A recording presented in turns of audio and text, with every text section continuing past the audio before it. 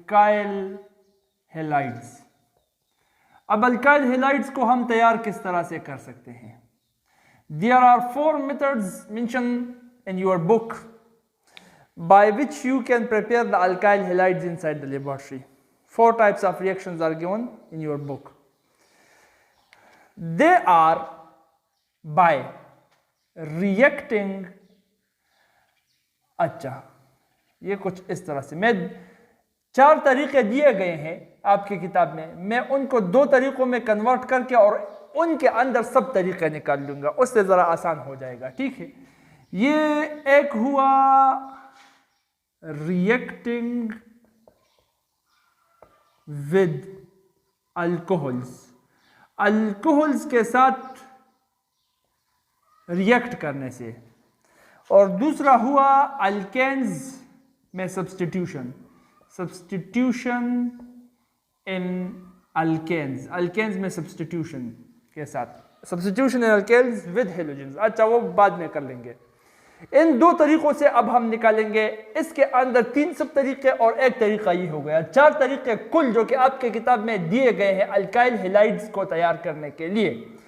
Number 1 reacting with alcohols, alcohol तो जानते हो ना, आर अल्काइल ग्रुप के साथ जब OH अटैच हो जाए इसको हम कहते हैं अल्कोहल्स। तो बहुत से ऐसे तरीके हैं जिनमें हम केमिकल स्पीशीज अल्कोहल्स के साथ रिएक्ट करके उससे अल्काइल हेलाइड बना सकते हैं। तो मैंने पूरा टॉपिक टाइटल दे दिया रिएक्टिंग विद अल्कोहल्स, उसमें अब निकालेंगे। नंबर 1 अल्कोहल के साथ कौन कौन हम रिएक्ट कर सकते हैं? Number 1 is halogen acids.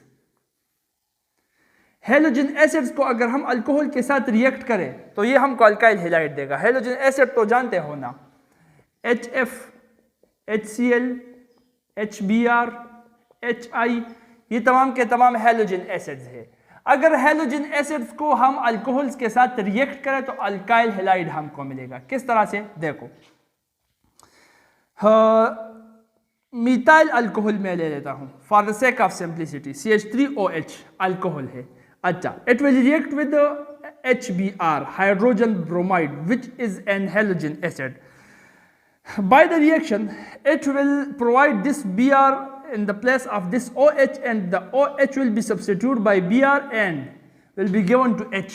So Br जब यहां पर आ जाएगा तो CH3Br बन जाएगा, जो कि हुआ मिथाइल ब्रोमाइड, जो है अल्काइल हेलाइड। अल्काइल हेलाइड बन गया और ये OH यहां H के साथ मिल जाएगा, H2O बन जाएगा। सो अल्काइल हेलाइड हमारे साथ रेडी है, तैयार हो गया है। इस तरह से इथाइल अल्कोहल का भी आप कर सकते हो, C2H5OH एक इनका करा लेते हैं, HI के साथ कर लेंगे। चलो, तो I वो यहां पर आकर इस OH को निकाल देगा, नॉक आउट कर देगा, और OH आकर इस हाइड्रोजन के साथ दोस्ती बना लेगा।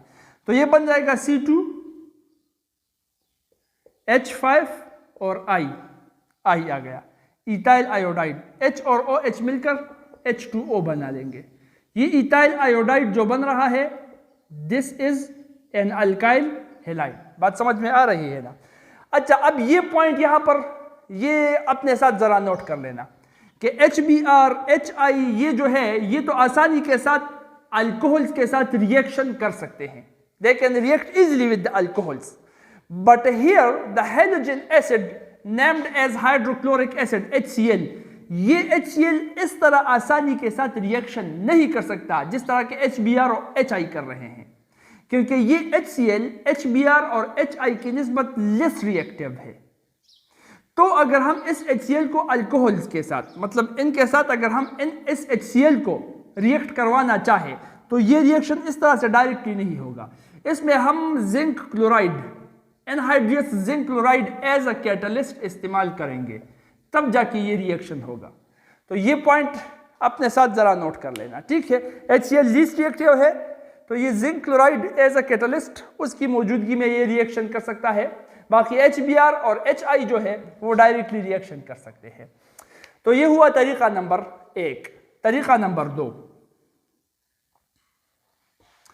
तरीका number 2 is the reaction of alcohols with phosphorus halides with phosphorus halides reacting with alcohols, reacting what with alcohols? phosphorus halides। जब phosphorus halide को हम अल्कोहल्स के साथ रिएक्ट करें, फॉर एग्जाम्पल ये मैं फिर से एक अल्कोहल उठा रहा हूं, मिथाइल अल्कोहल, उसके साथ रिएक्ट कर रहा हूं PbR3, फास्फोरस ट्राइब्रोमाइड।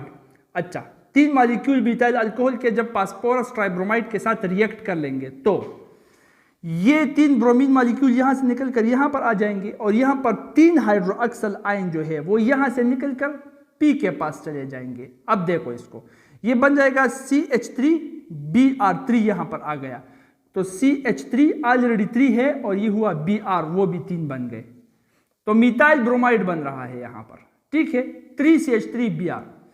OH जो 3 की तादाद में है वो यहां से निकल जाएंगे तो H भी 3 की तादाद में, O भी 3 की तादाद में, H3O3 और P यहां पर अकेला, H3PO3 फास्फोरिक एसिड बन जाएगा उसके साथ।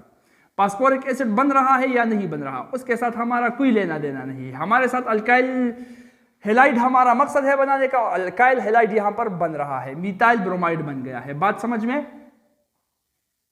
आ गई?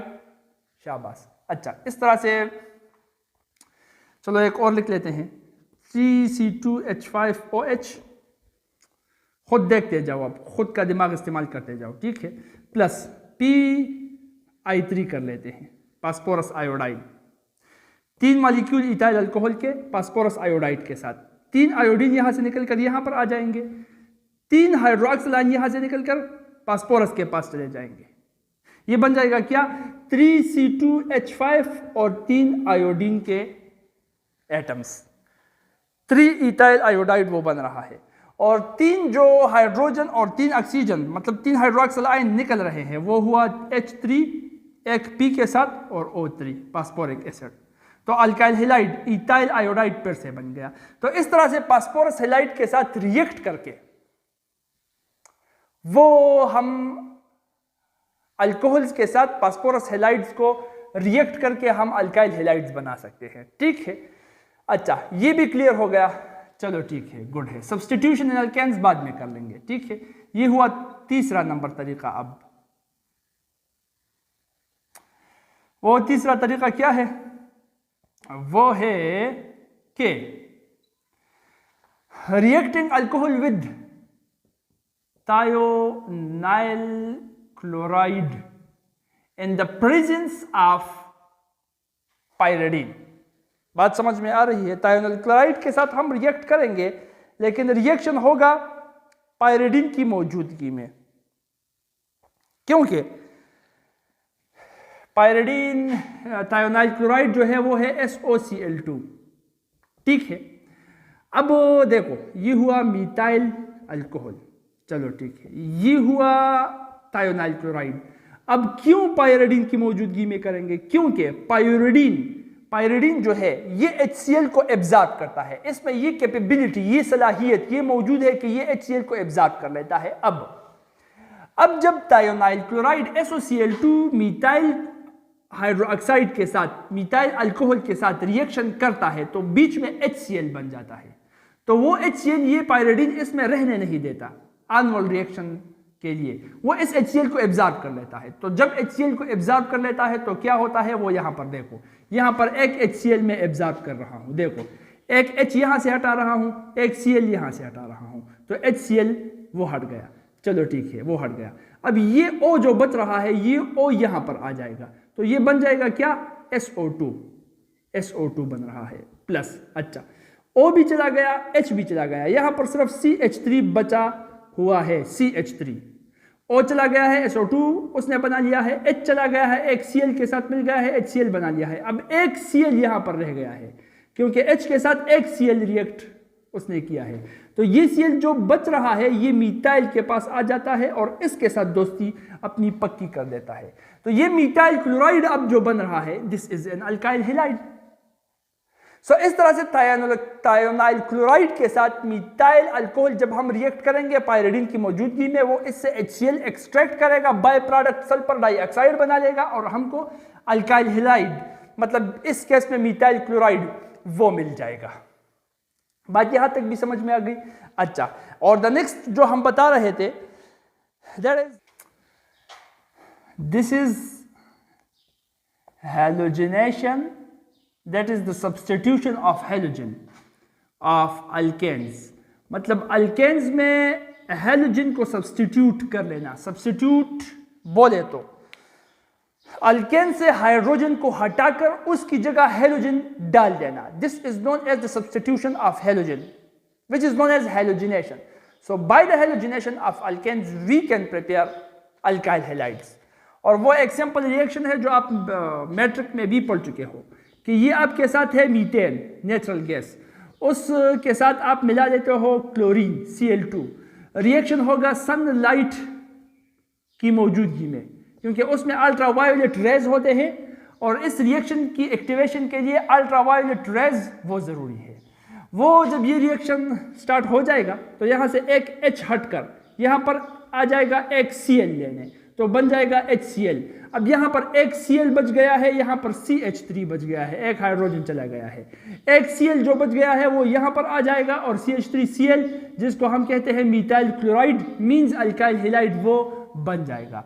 तो ये हुआ preparation of the alkyl halides. बात यहाँ तक समझ में आ गई।